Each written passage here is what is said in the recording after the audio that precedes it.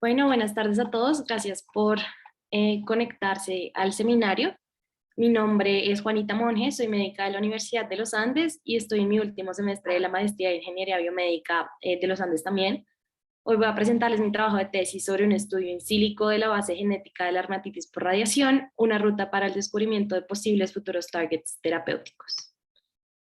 Bueno, entonces, ¿qué es la dermatitis por radioterapia o radiodermatitis? Esta es una enfermedad cutánea inflamatoria crónica que se desarrolla con efecto adverso a la radioterapia. La radioterapia es uno de los tres pilares de tratamiento para los pacientes oncológicos junto con la cirugía y la quimioterapia.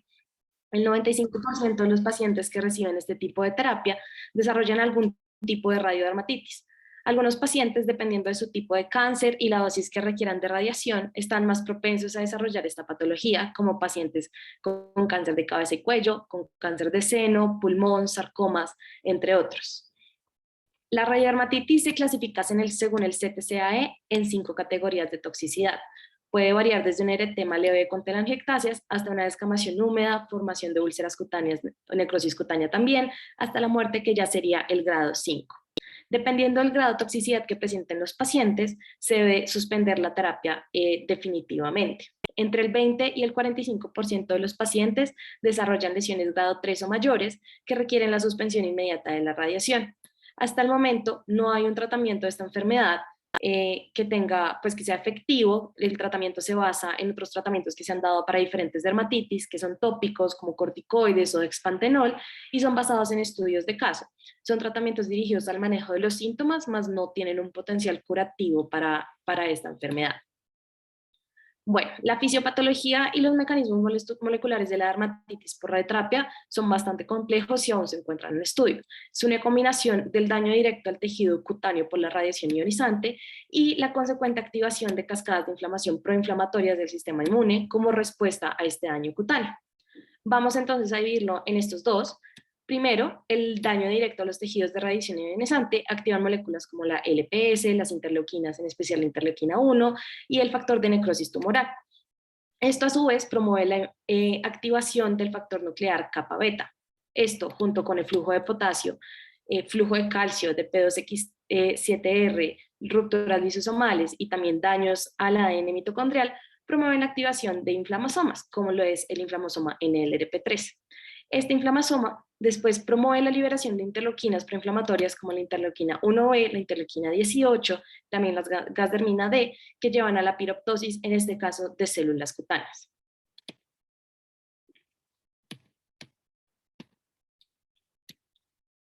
Bueno, la radiación directa a los tejidos causa daños de doble cadena o de cadena simple del ADN, así como liberación de especies reactivas de oxígeno.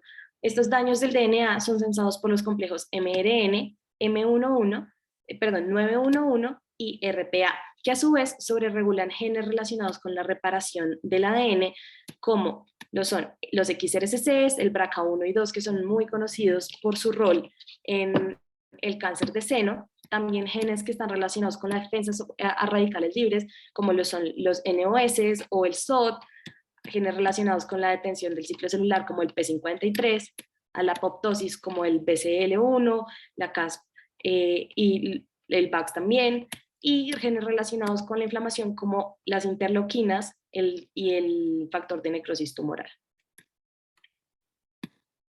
Bueno, entonces, ¿qué tenemos? Tenemos una enfermedad con alta incidencia y con un gran número de pacientes a riesgo, con evidencia limitada sobre su fisiopatología y sin ningún tratamiento efectivo hasta el momento. Entonces, ¿qué necesitamos hacer? Necesitamos profundizar en las bases genéticas de esta enfermedad para poder proponer nuevos targets terapéuticos y así desarrollar nuevas propuestas experimentales. También tenemos que estandarizar estas propuestas para validar nuestros resultados obtenidos a partir de los estudios in silico como este.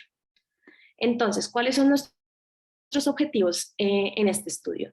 Son evaluar el componente genético de la dermatitis por radiación vía herramientas bioinformáticas para poder proponer nuevos targets terapéuticos. Queremos correlacionar los resultados de la literatura y el mapeo genético con el análisis de expresión de los principales genes involucrados en esta enfermedad.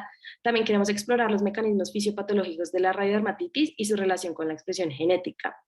Podemos también comparar los resultados obtenidos de nuestra radiodermatitis con una enfermedad aún más estudiada, como lo es la dermatitis atópica, para poder validar y extrapolar nuestros resultados y así proponer nuevos targets terapéuticos para la dermatitis por radioterapia basados en todo nuestro estudio genético. Entonces, ¿qué fue lo que hicimos? Primero quisimos crear una red genética para ambas enfermedades basados en lo reportado actualmente en la literatura. Utilizamos bases de datos públicas como GeneCards y IMEX. Primero lo que hicimos fue incluir los términos radiodermatitis y dermatitis atópica en GeneCards para luego incluir estos resultados en la base de datos de IMEX y encontrar las interacciones entre estos genes o las proteínas que codifican estos genes. Esta información fue luego depurada e ingresada en Cytoscape para crear una red genética. A cada columna que encontramos en IMEX le asignamos un atributo, por decirlo así. Al interactor A le asignamos el atributo del nodo fuente, al interactor B le asignamos el nodo diana y al valor de confianza que nos bota IMEX le asignamos el atributo como tal de la interacción entre estos dos nodos. Creamos la red genética para ambas enfermedades y realizamos un análisis de acuerdo a medidas de centralidad como el node degree distribution y el betweenness by degree. Posterior a esto pasamos al análisis de expresión genética. Para esto utilizamos datasets de transcriptomas que encontramos en las bases de datos públicas GEO de NCBI. Utilizamos el software R con los paquetes de bioconductor para realizar anotación genética, cálculos de medidas de centralidad y de dispersión y los log changes en ambos datasets. Y el paquete de SEC para normalizar y visualizar estos datasets y realizar ya el análisis diferencial de los datos como tal. Obtuvimos dos mapas de calor finales para el análisis de expresión por medio del paquete Complex Heatmap. Al momento de realizar la búsqueda de los datos para el análisis de expresión de radiodermatitis, al ser tan limitada la información, encontramos únicamente dos sets de datos y uno de ellos en humanos, el cual escogimos para nuestro análisis. El set de datos fue depositado por Huth y sus colaboradores que realizaron un estudio sobre los efectos moleculares de la irradiación con fotones y su posterior tratamiento con dexpantenol tópico o líquido en modelos 3D de piel y mucosa humana. Contábamos con 6 sets de muestras, con 6 sets de 3 muestras cada uno para radiodermatitis y para mucositis. Sin embargo, los 2 sets de datos que corresponden al tratamiento que ellos le dieron con dexpantenol no los incluimos en nuestro estudio para análisis, ya que no es un endpoint de nuestro estudio mirar cuál es el efecto del dexpantenol en estas muestras, por lo cual contamos únicamente con 4 muestras, que son 2 de radiodermatitis y 2 de mucositis. Para el estudio de dermatitis atópica, entonces, pues como les había contado previamente, escogimos esta enfermedad, ya que tenemos una información muy limitada de radiodermatitis, y para poder validar nuestros datos con un set de datos de mayor muestras, pues escogimos la dermatitis atópica, que ya ha sido estudiada muchísimo. Escogimos un set que tuviera una gran cantidad de muestras. En este caso escogimos el set depositado por Katri y sus colaboradores, quienes realizaron un estudio sobre la eficacia y la seguridad del ustekinumab, que es un tratamiento biológico para la dermatitis atópica, en adultos con dermatitis atópica moderada a severa. Contábamos con 152 muestras, 76 de ellas con tratamiento, que también fueron excluidas, así como excluimos el tratamiento en nuestras muestras de radiodermatitis, y finalmente obtuvimos un set de datos de 76 muestras, 54 muestras de dermatitis atópica y 22 de control. Entonces, en cuanto a nuestros resultados, primero vamos a hablar de las redes genéticas que creamos. De la red de radiodermatitis obtuvimos un total de 44 genes cuando ingresamos esta información en GeneCards, y estos 44 genes los ingresamos a IMEX, de donde encontramos un total de 1.280 interacciones binarias entre estos genes y las proteínas para las que codificamos. Observamos en la red que hay varios clústeres de genes principales con más agrupaciones de nodos, de los que destacan 4 principalmente, los cuales son RAD51, BRCA2, XRSS1 y XRSS3. Esto se correlaciona posteriormente con el análisis de centralidad obtenidos por medio de Cytoscape. Entonces, los genes con mayor grado de distribución y centralidad en estos análisis también son XRSS3, RAD51, XRSS1 y BRCA2. ¿Qué significa esto? El grado de un gen depende del número de conexiones entrantes y salientes que tenga. En este caso, a mayor grado, mayor significancia tiene dentro de la red, ya que esto significa que tiene más conexiones salientes que dependen de este gen y menos entrantes. O sea, este gen no depende de muchos otros genes, es decir, mayor jerarquía en la red. Y la cercanía por grado es una relación entre qué tan central es este gen, es decir, cuántos nodos hay entre cada conexión, qué tan directa es la conexión que tiene o la influencia que tiene este gen sobre otros. Entonces, igual que el grado, a mayor centralidad y mayor grado, mayor relevancia dentro de la red. Entonces, ¿qué significan todos estos genes para nosotros? Dos de los encontrados son de la misma familia, que son los XRCCs, que como vimos al principio en la fisiopatología, ya han sido descritos como relacionados con la radiodermatitis, ya que estos dos genes se encuentran involucrados en la reparación homóloga de los daños de doble cadena del DNA que son generados por la radiación. El RAD51 y el homólogo RAD51D también tienen un rol muy importante en el intercambio de hebras homólogas, y BRCA2, así como BRCA1 que habíamos visto también en la fisiopatología, están involucrados en la estabilidad del genoma y también son muy importantes para la reparación de DNA de doble cadena.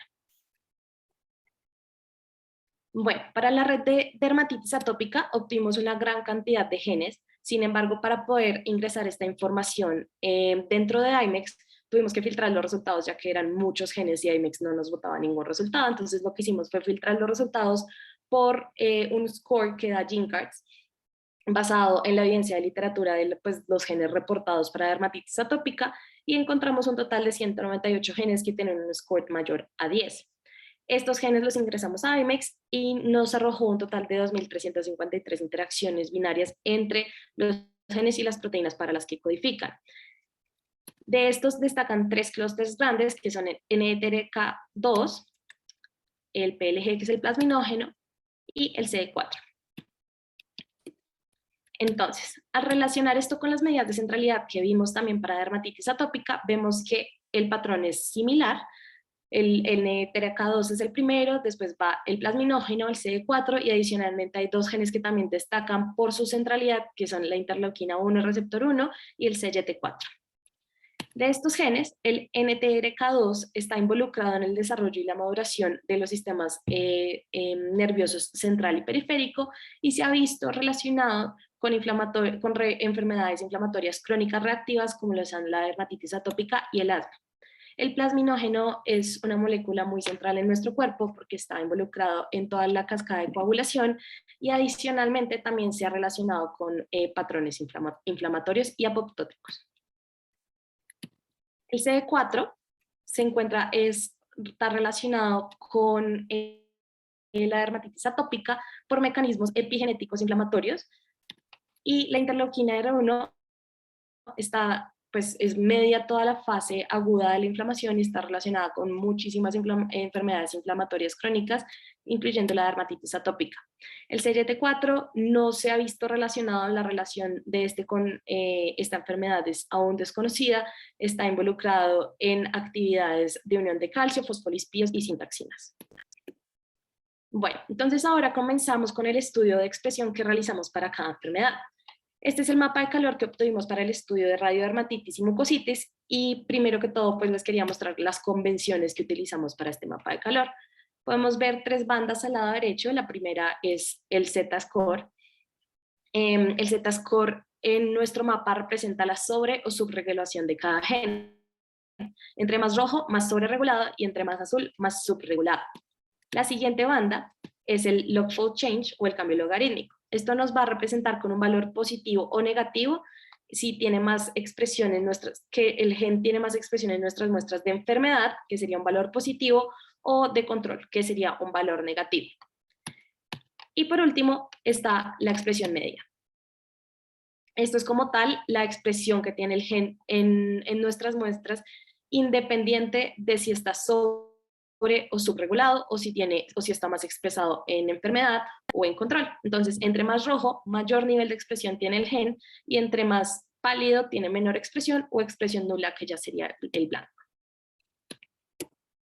Bueno, entonces teniendo esto en cuenta, vamos primero a analizar nuestro primer mapa de calor, que es el de dermatitis por radioterapia.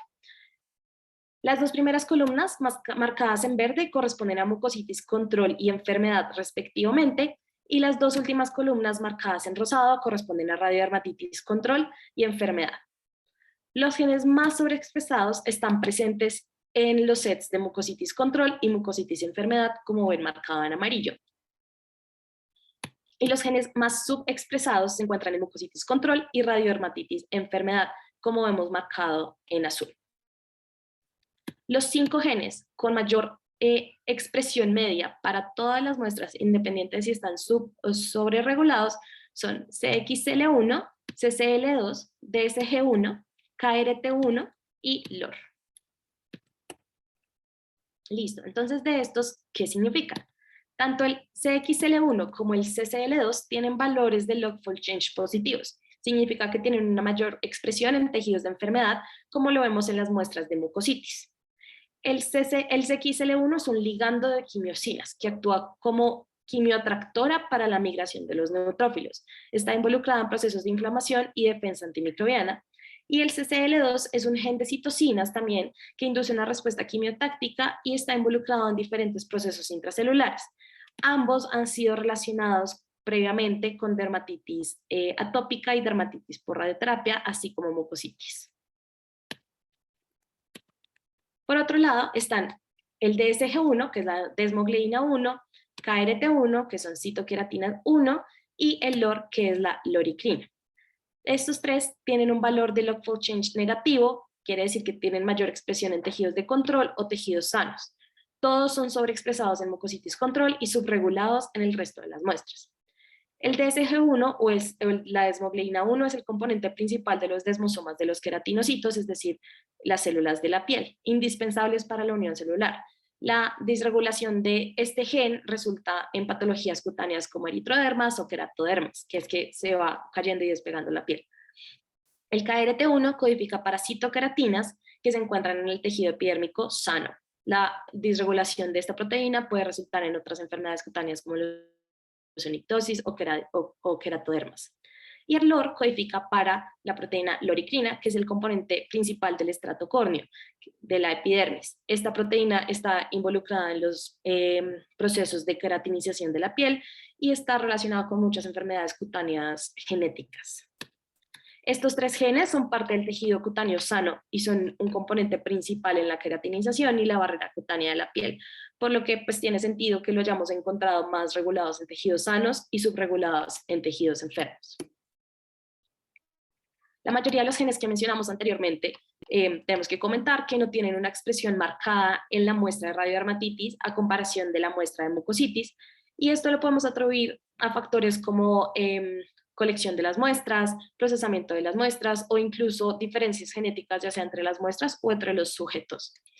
En radiodermatitis, que es el que está mostrado ahí en naranja, los genes que tienen mayor expresión son ApoBS3, PRSS22, RTKN1, que ya habíamos visto antes, BATCH2 y KPNA7. Estos genes están relacionados con funciones principales de mantenimiento celular adecuado y los genes que están subregulados son DSG1, que ya habíamos visto, la desmoglobina 1, y un gen relacionado con la lipasa.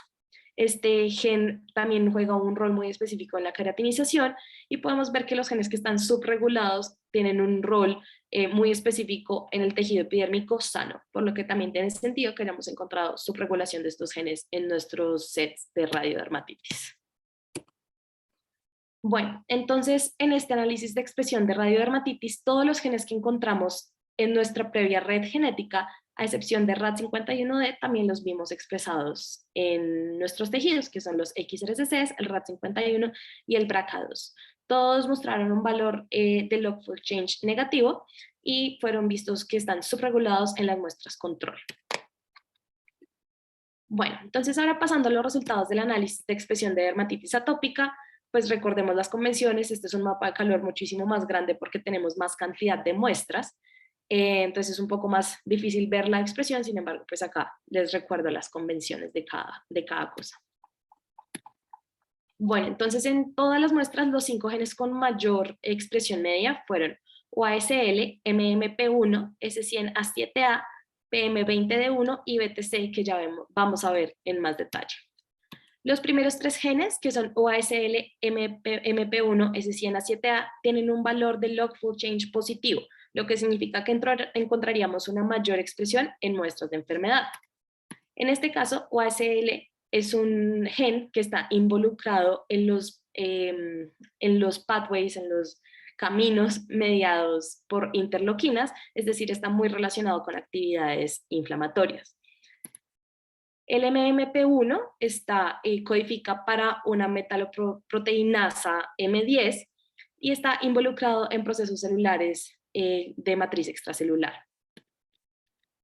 El MMP1 ha sido relacionado, se me olvidó mencionarles, con también enfermedades cutáneas como la epidermolysis bullosa y la dermatitis atópica severa. El S100A7A es un gen que está relacionado con el factor de crecimiento epidérmico y también está muy relacionado con la respuesta inflamatoria, en especial la respuesta inflamatoria cutánea, y ha sido un marcador para melanoma, que es un cáncer cutáneo. Por otro lado, el PM20D1 y el BTC tienen un valor de log fold change negativo, lo que podemos ver que tienen una mayor expresión en tejidos control. El BTC codifica para un miembro de la familia del del receptor del factor de crecimiento epidérmico, y el PM20 está involucrado en diferentes procesos celulares, pero no se ha visto relacionado con ninguna enfermedad cutánea, a diferencia del BTC, que se vio relacionado en un estudio con dermatitis atópica. Bueno, de los genes que encontramos inicialmente en dermatitis atópica, que son en el NTRK2, el plasminógeno, las interleuquinas y el CYT4, también los encontramos expresados en dermatitis atópica. El único que no fue el CD4, sin embargo, otros miembros de glicoproteínas como el CD40, el 44, 47, 48 y otros, sí los vimos expresados y pues son muy relacionados con la integridad vascular en los procesos inflamatorios. Bueno, entonces, cuando miramos los resultados comparativamente, ¿qué podemos observar? Múltiples genes, es decir, la mayoría que encontramos que eran relevantes en dermatitis atópica, los encontramos expresados en el análisis de expresión de radiodermatitis. Estos son los 10 genes que encontramos tanto en la red genética como en el análisis de expresión. Estos 5 también fueron encontrados en el análisis de expresión junto a los otros menos expresados, a diferencia del CD4. Es decir, estos 5 primeros fueron los que encontramos en la red genética y luego en la expresión encontramos todos menos el CD4. Y estos 10 genes encontramos que tuvieron algunos niveles de expresión también en radiodermatitis, todos, incluidos el CD4. Entonces, de esto, ¿qué podemos concluir? De la evidencia que encontramos de acuerdo a los niveles de expresión y el estudio fisiopatológico de la literatura, podemos proponer un posible target terapéutico que sería el plasminógeno. Entonces, ¿por qué el plasminógeno? El plasminógeno, como mencionamos anteriormente, es una molécula completamente fundamental en nuestro cuerpo. Aparte de ser el centro de nuestra cascada de coagulación, como lo vemos en la imagen, está involucrado en los procesos proinflamatorios. En un estudio publicado por Fala y sus colaboradores, demostraron que por un medio experimental en ratones, que el plasminógeno es requerido para el desarrollo de la radiodermatitis. En la piel irradiada de los ratones, los niveles de plasminógeno aumentaban significativamente y adicionalmente, los ratones que tenían algún nivel de deficiencia de plasminógeno eran o resistentes o a desarrollar dermatitis por radioterapia o la desarrollaban con menos severidad. En nuestro estudio encontramos que el plasminógeno se encuentra expresado en radiodermatitis y en dermatitis atópica, pudiendo validar estos resultados. Se podría experimentar con tratamientos sistémicos como los análogos de lisina, o con tratamientos tópicos, que es mucho mejor en pacientes oncológicos, por lo que están recibiendo